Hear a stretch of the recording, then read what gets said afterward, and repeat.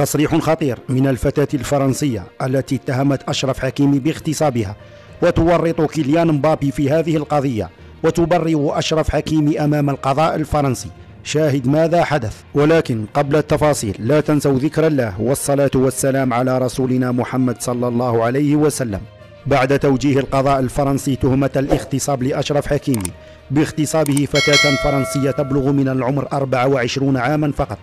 فجرت الفتاة الفرنسية عبر قناتها على اليوتيوب وقالت: هنالك بعض التفاصيل التي حدثت في الليلة المشؤومة التي دعوت فيها أشرف حكيمي وكيليان مبابي إلى منزلي، فأنا لم أكن بمفردي في هذه الليلة، وكانت هنالك فتاة أخرى معي، وعندما شاهد أشرف حكيمي أنني لست في وعي أنا وصديقتي بسبب شربنا الكثير للخمر، قام بمغادرة المنزل على الفور لوحده، وظل كيليان مبابي إلى جانبنا في هذه الليلة، فأنا راجعت كل ما حدث بالفعل بالكاميرات خارج المنزل، وشاهدت أشرف حكيمي يخرج في الساعة 10 مساء من المنزل،